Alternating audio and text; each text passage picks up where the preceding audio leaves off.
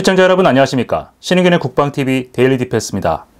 오늘은 외부 일정으로 잠시 자리를 비운 신인균 대표를 대신해서 편집국장인 제가 데일리 디펜스를 대신 진행하게 됐습니다. 저희가 지난 12.3 비상계엄 이후부터 국내 정치 이슈들을 데일리 디펜스에서 굉장히 많이 다뤄드렸는데, 이제 대선 전국이 본격화되면서 저희가 자유우파 진영의 한 일원으로서 어떻게 기여를 해야 될지 신인균 대표와 정말 많은 고민을 했었습니다. 저희는 저희의 특장점인 국제정세에 대해서 여러분께 빠르고 정확한 정보를 전해드리고, 이를 통해서 이번 대선에서 왜 우리 자유민주진영이 반드시 승리해야 되는지 그 당위성을 더 많은 국민 여러분께 설득할 수 있는 그런 방송 콘텐츠를 만들어 나가는 것이 옳겠다라고 판단을 했습니다. 물론 앞으로도 국내 정치와 관련된 이야기는 계속해서 드리겠지만, 예전에 저희 신인균의 국방TV가 처음 시작했을 때처럼 안보와 국방 분야에서 국민 여러분께 경각심을 전해드리는 그런 역할을 수행할 수 있도록 최선을 다하겠습니다. 오늘 데일리 디펜스의 메인 뉴스는 굉장히 우려스러운 소식입니다. 우리 한국을 관할하고 있는 인도태평양 사령부에서 나온 이야기인데, 오늘은 이 내용을 중점적으로 다뤄보고요. 이에 들어가기 앞서서 인텔리전스 브리핑 시작하겠습니다. 한국이 자체적으로 핵무장을 갖춰야 한다고 주장했던 엘브리지 콜비 전 국방부 차관보가 상원 인준투표에서 찬성 54, 반대 45로 국방차관으로 취임했습니다. 이에 따라서 미 국방부 2인자인 정책 담당 차관을 맡게 됐는데, 이로써 국방장관은 대중국 초강경파인 피트 헤그세스, 국방부 넘버 2인 정책 담당 차관 역시 대중강경파로 채워지게 됐습니다. 자, 지난 3월 중순에 헤그세스 장관이 임시 국방안보 전략 지침을 내렸죠. 그리고 미국의 국방, 안보가 가장 최우선이다 라는 그런 입장을 표명했는데, 엘브리지 콜비가 국방차관으로 취임하면서 이제 미국의 이러한 입장, 자국 우선주의는 더 심해질 것으로 보입니다. 물론 트럼프 대통령이 한국의 핵무장을 바라지는 않을 거기 때문에 독자적인 핵무장을 추구하는 것은 좀 어렵겠지만, 아마도 자체적인 대북 억지력 확보, 그리고 대중국 전략에서의 일정 부분 역할을 하라는 미국의 강력한 압박이 더 한층 강력해질 것으로 보입니다. 칠함대를 담당하는 미국 조지 워싱턴 항공모함이 정비공사를 마무리하고 곧 출항할 것으로 보입니다. 요코스카 해군 기지에 원자력 폐기물 수집함인 오션 프리덤이 입항한 것이 확인됐습니다. 자, 이 사진은 요코스카에서 4월 9일 오전 10시 정도에 촬영된 사진입니다. 조지 워싱턴 항모가 계류하고 있는 13번 부두에 오션 프리덤이라는 배가 들어간 건데요. 이 배는 항공모함이 정비공사를 마치고 나서 여기서 발생하는 방사성 폐기물들을 싣고 처리를 해주는 그런 전문 선박입니다. 이 선박이 들어왔다는 것은 통상적으로 한 달 이내에 이 항공모함이 출항할 수 있다는 것을 의미하는데, 사실 지난주부터 일본의 아츠키 해군기지와 이와쿠니 해병 항공기지에서는 이 조지 워싱턴 항모에 탑재될 예정인 전투기들의 훈련이 굉장히 강화되고 있었습니다. 미국 본토에서 가상적기 임무를 수행하는 용병부대까지 와서 지금 공중전 훈련을 수행을 해주고 있는데, 아마도 4월 하순 정도면 조지 워싱턴 전단이 정상적인 작전을 재개할 수 있을 것으로 보입니다. 미국이 4월 9일부터 중국에 104% 관세를 부과하기로 했습니다. 추가적인 조치가 가능하다고 했는데, 이 추가적인 조치란 중국이 이 104% 관세에 보복 조치를 할 경우에 여기에 더 많은 관세를 붙이겠다는 의미입니다. 이와 더불어서 중국에서 OEM 생산하고 있는 아이폰을 미국 국내에서 생산하는 방안을 추진한다 라고 백악관 대변인이 밝혔습니다. 이 때문에 보시는 바와 같이 애플 주가가 그야말로 곤두박질 치고 있습니다. 트럼프 대통령이 동시다발적인 관세 공격을 시작한 것은 우리나라의 경우만 봐도 알겠지만은 진짜 그 정도의 관세를 때리겠다라는 것이 아니라 이 관세를 협상용 무기로 삼아서 그 국가로부터 원하는 것을 얻어내겠다라는 그런 전략입니다. 자, 그런데 미국이, 정확히는 트럼프 정부가 중국에 원하는 것은 체제 붕괴죠. 아이폰을 비롯해서 중국에 생산되는 공산품의 가격이 이렇게 올라갈 경우에 미국 기업들은 당연히 중국에서 이 생산 라인을 빼거나 OEM 계약을 취소하려고 할 겁니다. 이렇게 되면 중국 제조업 전반에 굉장히 큰 타격이 가기는 하겠지만, 문제는 이렇게 높은 관세를 매기면 미국인들이 사용하고 있는 저렴한 공산품 대부분이 메이드 인 차이나죠. 미국의 직접적인 물가 인상, 서민들의 고통이 시작될 수 있기 때문에 이러한 관세 압박 정책이 얼마나 지속될 수 있을지는 좀 더 지켜봐야 될 것 같습니다. 일본이 독도를 담당하는 중부 항공방면대 제6항공단의 F-35 전투기를 전력화하기 시작했습니다. 일본이 최초로 F-35를 도입했을 때 미사와 공군기지에 배치를 했었는데 이번에는 동해를 담당하는 고마치 기지에 배치를 했습니다. 이 비행대가 한꺼번에 완편된 것은 아니고 올해부터 시작해서 2027년까지 총 40대를 배치할 예정인데, 이렇게 되면 유사시에 독도 인근에서 일본 항공자위대의 F-35 전투기가 날아다니는 그런 최악의 상황을 볼 수도 있을 것 같습니다. 이래서 일본은 적으로 만드는 것보단 적당한 우방, 협력 관계를 구축하는 것이 좋을 것 같습니다. 클라우디아 셰인바움 멕시코 대통령이 멕시코 국내 마약 카르텔에 대한 미국의 군사 개입은 어떤 형태든지 거부하겠다고 선언을 했습니다. 자, 이 지도를 보시면 멕시코 전역에서 활동하고 있는 마약 카르텔이죠. 이 멕시코 마약 카르텔에 대해서는 정말 해드릴 수 있는 말들이 많은데, 최근에 우리 강릉에서도 엄청난 규모의 코카인이 발견됐죠. 그 코카인을 최초로 선적했던 것도 이 멕시코였습니다. 이 멕시코 마약 카르텔은 중국 공산당과도 굉장히 밀접한 협력 관계를 갖고 있는데, 이 마약 카르텔을 때려잡는 일을 미국이 하겠다고 하니까 멕시코 대통령이 가로막고 선 겁니다.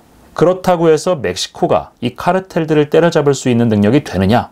그렇지도 않습니다. 자, 그렇다면 멕시코 대통령이 왜 이런 입장을 표명을 하고 나섰을까요? 이 셰인바움 대통령, 젊었을 때부터 굉장한 좌파로 유명했었습니다. 그리고 취임 직후부터 바이든 행정부와도 계속 각을 세워왔었죠. 한국을 비롯해서 세계 어디를 가도 이 마약 범죄 조직과 손을 잡는 건 대부분 좌파 정치인들인데, 이 셰인바움 대통령, 과연 멕시코 마약 카르텔과 어떤 커넥션이 있을지 계속 주시해봐야 되겠습니다. 베냐민 네타냐후 이스라엘 총리가 미국에서의 일정을 모두 마치고 귀국했습니다. 네타냐후 총리는 미국이 이란 문제에 관해서는 2015년과 같은 상황이 되풀이되지 않을 것이다 라고 이야기했다라고 했는데, 2015년 포괄적 공동행동 구상이라는 정말 말도 안 되는 협상을 통해서 이란이 핵무기를 만들 수 있는 시간을 벌어준 그런 계기였죠. 당시 대통령은 버락 오바마였고요. 그 전철을 밟지 않겠다라고 트럼프 대통령이 약속을 했다라는 것인데, 이란이 지금 미국과 직접 협상을 하겠다라고 선언을 했고 토요일에 만날 예정이기는 합니다. 자, 그런데 이란이 핵무기를 포기할 가능성은 없기 때문에 아마도 트럼프 대통령이 이란에 제시한 최후 통첩 마감 시한, 그러니까 5월 초에서 5월 중순 정도가 되면 미국의 군사적 조치가 현실이 되지 않을까 조심스레 예측을 한번 해봅니다. 헤즈볼라가 레바논에서 이스라엘군이 철수하면 군축을 논의할 준비가 돼 있다 라고 밝혔습니다. 레바논 정부는 물론이고 이스라엘 정부와도 협상을 하겠다라는 것인데, 이스라엘은 사실은 이 헤즈볼라의 이러한 화전양면 전술에 굉장히 많이 당해봤죠. 협상을 하겠다라고 해놓고 뒤로는 세력을 키워서 이스라엘의 뒤통수를 치는 그런 일을 굉장히 많이 했기 때문에 아마도 이스라엘이 받아들이지 않을 가능성이 높습니다. 그리고 레바논의 현재 대통령, 지난 연말 선거를 통해서 선출된 사실상 미국이 뽑아준 대통령이죠. 군부 출신 인사인데 이 사람도 헤즈볼라에 대해서 굉장히 부정적인 인식을 갖고 있기 때문에 아마도 헤즈볼라의 이러한 위장 협상 전술은 통하지 않을 가능성이 높아 보입니다. 우크라이나가 도네츠크 전선에서 중국인 용병들을 체포하고 현재 신문 중이라고 밝혔습니다. 이에 대한 강력한 항의의 표시로 우크라이나 외무장관이 키이우 주재 중국 대리대사를 초치해서 항의했습니다. 도네츠크 전선에서 6명의 중국인들을 발견했고 교전 끝에 4명은 사살하고 2명은 포로로 잡았다고 합니다. 사실 중국인들이 러시아에 아름아름 들어가서 러시아군 용병으로 활동하고 있다는 것은 예전부터 나왔던 정보들이었고 동영상도 굉장히 많았죠. 그런데 그 실질적인 증거가 잡힌 것은 이번이 처음입니다. 우크라이나 입장에서는 굉장히 큰 배신감이 들 만도 한 것이, 지금 현대 중국군 무기체계의 근간이 사실 뿌리를 찾아보면 우크라이나에서 나왔습니다. 미사일, 로켓부터 항공기, 군함에 이르기까지 그야말로 어마어마한 기술을 중국에 넘겨줬는데, 중국으로부터 뒤통수를 맞은 우크라이나가 과연 이 포로들을 어떻게 처리할지 지켜봐야 되겠습니다. 우크라이나 외무장관이 미국과의 광물협정 초안 작성이 진행 중이라고 밝히면서 곧 협상단이 워싱턴에 가서 협상을 할 것이라고 밝혔습니다. 자, 그런데 우크라이나 외무부에서 밝히기로는 이 광물협정은 우크라이나의 유럽연합 가입 정책과 배치되지 않는 쪽으로 갈 것이다 라고 이야기를 했습니다. 이 말인즉슨 트럼프 행정부가 지금까지 요구하고 있는 우크라이나 광물 자원에 대한 절대적이고 배타적인 접근 권한을 인정하지 않겠다라는 것을 내포하는 것이어서 초안이 작성되고 우크라이나 대표단이 미국으로 가더라도 협상 타결은 그렇게 쉽지는 않을 것 같습니다. 미국이 동유럽 지역에서 약 2만여 명의 병력을 빼내려는 움직임을 보이고 있는 가운데 유럽연합군 최고사령관 크리스토퍼 카볼리 장군이 미 의회에 병력이 유지되어야 한다고 요청을 했습니다. 카볼리 장군은 유럽 주둔 병력은 현재 수준에서 적절하게 유지되어야 한다라는 입장을 미 의회에 보낸 것으로 알려졌는데, 의회가 과연 국방수권법을 통해서 유럽 주둔 미군의 숫자를 일정 수준 이상으로 유지하도록 규정을 해줄지 한번 지켜봐야 될 것 같습니다. 지금 트럼프 행정부가 빼려고 하는 병력 2만여 명 대부분은 폴란드와 발틱 3국에 있습니다. 유럽에서는 트럼프 행정부의 이러한 조치가 러시아의 침략 야욕을 부추기는 것이다 라면서 맹렬히 비난을 하고 있는데, 사실 이 2만여 명이 빠지게 되면 제대로 된 병력이 거의 없는 발틱 3국은 굉장히 큰 안보 위협에 빠질 것이고요. 폴란드도 지금 재무장을 열심히 하고 있지만 이제 재무장 초기 단계이기 때문에 아직까지는 미국의 도움이 절대적으로 필요한 상황입니다. 그래서 굉장히 큰 안보 충격파가 올 것으로 보이는데, 현실화되지는 않더라도 미국의 이러한 압박이 지금 교착되어 있는 폴란드와의 K2 전차 협상 등 한국 무기거래 협상을 조금 더 앞당길 수 있는 그런 촉매제가 되기를 바라봅니다. 네, 메인 뉴스는 대단히 우려스러운 소식입니다. 미국의 이러한 행동이 중국과 북한에게 잘못된 시그널을 보낼 수도 있는데, 국제정세가 이렇게 흘러가면 우리 정부는 여기에 맞춰가지고 기민하게 대응을 해야 되겠지만 그러한 대응이 전혀 보이지 않고 있습니다. 미국이 예멘 후티에 대한 공습 강도를 높이고 이란에 대한 군사적 대응에 나설 가능성이 높아지면서 중동 사태가 우리 안보에 직격탄을 날리고 있습니다. 정치적 혼란이 심화되면서 사실상 아무 대비도 못하고 있는 우리 정부인데, 도대체 이 사태를 어떻게 수습해야 할지 모르겠습니다. 유사시 북한과 중국 등 아시아 지역 위협에 대응하는 미 인도태평양 사령부가 최근 중동에서의 군사적 활동 증가로 인한 정밀 유도무기 탄약 반출에 대해 큰 우려를 갖고 있다고 뉴욕타임스가 현지 시각 4월 8일 보도했습니다. NYT는 미 의회 관계자들을 인용해 최근 미군, 정확히는 인도태평양 지역 고위 사령관들 사이에서 중국과의 갈등에 대비해 비축해두었던 장거리 정밀 무기들을 중동으로 옮겨야 할 것이라는 우려가 커지고 있다고 전했습니다. 인도태평양 지역 사령관들은 최근 트럼프 행정부가 후티에 대한 공격을 강화하면서 군함과 항공기를 중동 지역에 대거 배치한 사례를 언급했는데요. 이로 인해 인도태평양 지역에서의 군사적 대비 태세가 직접적인 타격을 받고 있다고 의회에 보고한 것으로 전해졌습니다. 이와 관련해 인도태평양 사령관 사무엘 파파로 제독이 미국 동부표준시 4월 9일과 10일 오전에 상원과 하원 군사위원회에 출석할 예정인데요. 파파로 제독은 준비태세 관련 문제를 보고하고 의회에 이를 막기 위한 대안을 마련해달라고 요청할 것으로 알려졌습니다. 이와 별개로 미 국방부의 한 고위 관료는 인도태평양 사령부가 예멘에서 벌어지고 있는 빠른 물자 소진에 대해 매우 큰 우려를 가지고 있다고 의회에 보고한 것으로 알려졌습니다. 문제가 되는 것은 주로 항공탄약과 순항미사일인데요. NIT는 이번에 문제가 제기되기 훨씬 이전인 바이든 행정부 시절부터 해군의 전체 탄약 비축량이 권고치에 크게 미치지 못하는 수준이었다고 지적했습니다. 미 국방부는 의회에 아시아에서 갈등이 발생할 경우 실질적으로 작전상 문제에 직면할 위험이 크다며 우려를 전달하기도 했습니다. 실제로 미국은 중동 지역 작전 소요가 커지면서 그야말로 엄청난 양의 물자를 중동으로 반출하고 있습니다. 이는 생산량이 소모량을 따라가지 못하고 있기 때문인데요. ADS-B 시그널로 미 공중기동사령부 대형 수송기들을 추적해보면 막대한 숫자의 C-5M과 C-17 등의 대형 수송기들이 미국 본토와 유럽은 물론 아시아 지역에서도 중동으로 뭔가를 계속 실어나르고 있는 데이터가 확인되고 있습니다. 문제는 유사시 항공탄약을 미국에 절대적으로 의존하는 우리 군입니다. 우리 군은 군수품 관리 훈령에 의거 전시 60일치 탄약을 확보하도록 규정하고 있지만 탄약 구매 예산이 턱없이 부족해 대부분의 항공탄약이 기준치의 절반도 되지 않는 물량만 확보한 상황입니다. 미국이 인도태평양 지역에서 주요 전력과 탄약, 물자를 대거 반출해 중동에서 소진할 경우 한반도 유사시 한미연합군이 쓸 탄약이 없는 초유의 사태가 벌어질 가능성이 매우 큰데요. 아무런 대책도 없는 우리 정부, 도대체 이 상황을 어떻게 풀어가야 될지 모르겠습니다. 자, 이 캡처가 뉴욕타임스가 보도한 내용입니다. 인도태평양 지역의 미군 사령관들이 중동으로 이 탄약 반출에 대해서 굉장히 큰 우려를 하고 있다는 그런 내용인데요. 자, 국내 매체에서도 보도가 됐었습니다. 트럼프 행정부 출범 이후 이 예멘에 대한 공습을 강화하면서 지금까지 10억 달러 이상의 비용이 들었다.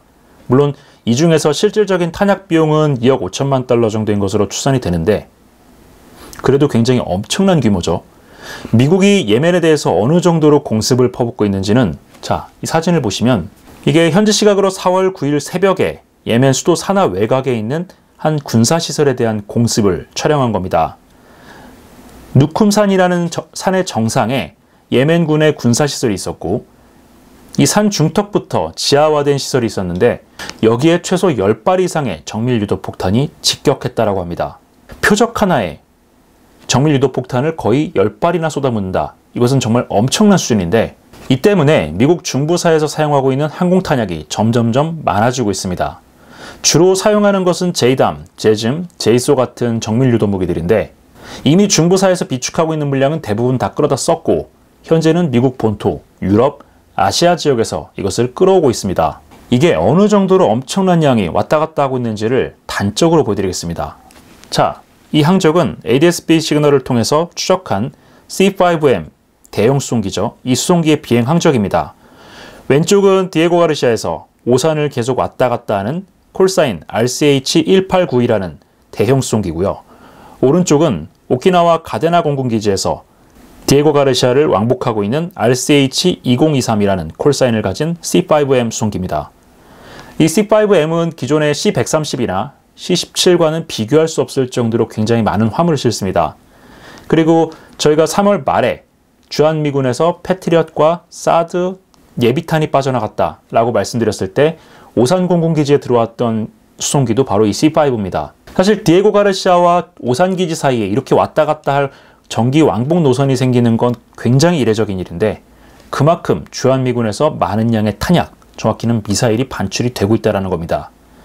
현재까지 알려지기로는 패트리엇 미사일 그리고 사드 예비탄 정도가 나간 것으로 알려져 있는데 이 정도로 수송기가 많이 움직이고 있다는 것은 이런 방공 미사일 탄 외에도 앞서 말씀드렸던 제즘이나 제이소, 제이담 같은 정밀 유도 무기들 역시도 대규모로 이 중동 지역에 반출되고 있다는 정황 증거입니다. 한국과 일본에서 동시다발적으로 벌어지고 있는 이러한 대규모 탄약 반출 사태 굉장히 우려스러울 수밖에 없는 게 자, 이 지도에서 보시는 것처럼 우리 군은 한미연합 작전 태세를 유지를 하고 있죠. 그리고 이러한 작전은 한미연합사령부의 탄약 통제에 바탕을 두고 진행이 됩니다.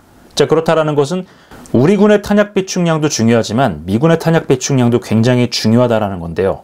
자, 그런데 앞서 말씀드렸던 것처럼 패트리엇이나 제즘, 제이소 같은 정밀 유도 무기들이 대규모로 반출되고 있는 그런 정황이 포착이 됐고 이것이 한국뿐만 아니라 유엔사 후방기지 역할을 하고 있는 주일미군 기지들에서도 포착이 되고 있다는 겁니다. 이것은 전시가 되면 한국이 즉시 끌어다 쓸 수 있는 주한미군 탄약이 부족해진다는 뜻도 되고요. 가장 가까운 곳에서 대량의 탄약을 조달할 수 있는 유엔사 후방기지의 탄약고도 비고 있다는 것을 의미합니다. 자, 이게 얼마나 심각한 문제냐? 자, 표를 한번 보시겠습니다. 2022년 국정감사 때 나왔던 부분인데 이때와 조금 차이가 좀 있을 수 있고 구체적인 숫자는 보안이기 때문에 뒷자리는 X로 표시했습니다. 자, 우리 군은 군수품관리 훈령에 의거해서 30일치, 45일치, 60일치 이렇게 구분해서 전쟁이 발발했을 때 60일 동안 사용할 수 있는 탄약량을 가지고 있도록 규정하고 있습니다. 자, 그런데 앞서 말씀드렸던 것처럼 탄약 구매 예산이 굉장히 부족하기 때문에 자, 품목별로 하나씩 보시면 2000파운드 제이담이죠. GBU-31의 경우에는 30일 확보 목표치 대비해서 30%대, 60일, 그러니까 3차 확보 목표 대비해서는 20%대의 굉장히 낮은 비축률을 보이고 있습니다. 페이브 A3 같은 레이저 유도 폭탄 같은 경우에도 60일치 기준으로 했을 때 20%대 정도밖에 갖고 있지 않고 적의 GPS 제밍에 대응해서 굉장히 높은 수준의 명중률을 보장하는 레이저 유도 제이담, 즉 LJ담 같은 경우에는 10%대의 굉장히 낮은 비축률을 갖고 있습니다. 매버릭 공대지 미사일 같은 경우에는 20%대 정도 갖고 있고요. 최근에 미국이 굉장히 많은 전투에서 효과적으로 사용하고 있는 소구경 유도폭탄 SDB 같은 경우에는 40%대 정도의 비축률을 보이고 있습니다. 그리고 미군이 패트리엇 요격탄을 가져갔기 때문에 이 방공자산도 굉장히 중요한데 팩3와 팩2 같은 경우에는 공이 50에서 60% 정도의 비축률밖에 보유하지 못하고 있습니다.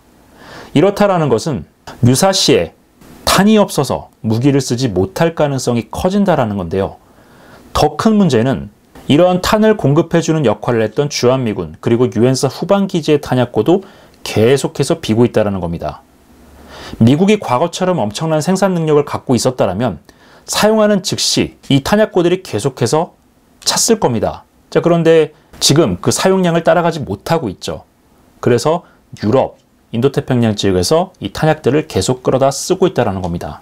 자, 미국이 이러한 움직임을 보이면 우리는 일단 외교적인 방법을 통해서 최대한 이런 반출 스케줄을 늦춤과 동시에 빠져나간 미군 탄약만큼 우리 작전에 차질이 없도록 긴급 소요를 제기를 해서 이것을 채워 넣을 필요가 있습니다. 자, 그런데 지금 그러한 결정을 내릴 수 있는 군 통수권자가 지난주에 탄핵됐죠. 이 탄약이라는 것이 생각보다 굉장히 비싸기 때문에 대규모로 구매하기 위해서는 수천억 원 그리고 조 단위의 예산 편성이 필요합니다. 자, 그런데 이 예산들, 입법부를 완전히 장악하고 있는 민주당에 의해서 완전히 난도질 당했죠. 2025년부터 SM-6 함대공 미사일, 그러니까 적의 전술 탄도미사일도 요격할 수 있고 원거리에서 적의 전략항공기를 요격할 수 있는 이 신형 함대공 요격 미사일, 원래는 올해 예산이 편성이 돼서 곧바로 계약 절차에 들어갈 예정이었는데 작년에 민주당이 이 예산을 전액 삭감을 했었습니다. 그래서 우리 정조대왕함은 이런 신형 미사일 없이 작전에 임해야 되는 그런 상황이 됐고요. 어쨌든 이 탄약 부족 문제도 탄약 부족 문제인데 제일 심각한 것은 이 오산기지에 있는 A-10 문제입니다. 지금 미국이 계속해서 장비도 빼가고 있고 탄약도 빼가고 있고 이런 움직임을 보이고 있는데 이것은 사실 이상할 게 아니라 3월 중순에 피트 헤그세스 국방장관이 발표했던 임시 국방안보 전략 지침에 따른 겁니다.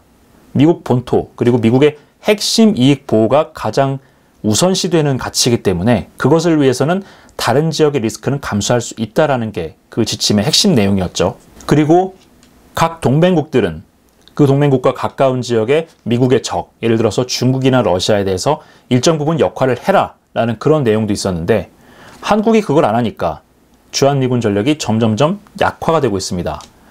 지난해 7월에 일본에는 굉장히 많은 양의 신형 전투기를 배치한다라고 발표가 나왔지만 주한미군은 오히려 이 A-10 공격기의 미 본토 철수와 조기 퇴역이 결정이 됐습니다. 24대 규모인데 이 24대가 빠지고 나면 그 대체기로 그 어떤 것도 보내주겠다라는 약속은 현재까지는 없습니다.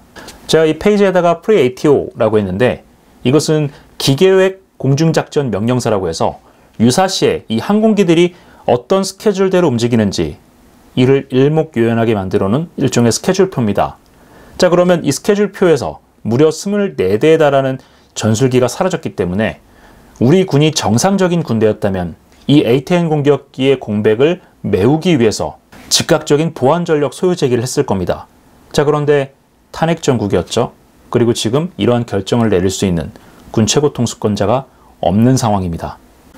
이렇게 나라 안팎의 안보 상황은 굉장히 악화되고 있고 보이지 않는 곳에서부터의 위협이 점점점 심화되고 있는데 이 문제를 해결하려면 국내 정치적인 문제부터 빨리 매듭을 지어야 되겠죠. 그렇기 때문에 이번 대선이 굉장히 중요해지는 건데요. 부디 우리 국민들이 한미동맹이 약화되고 주한미군이 철수하게 되면 우리가 어떤 꼴을 겪게 되는지 확실하게 각성해서 그런 불상사가 일어나지 않는 쪽에 소중한 한 표를 행사해 주실 것을 간곡히 호소드립니다. 자, 오늘 저희가 준비한 데일리 디펜스는 여기까지입니다. 시청해 주셔서 감사합니다.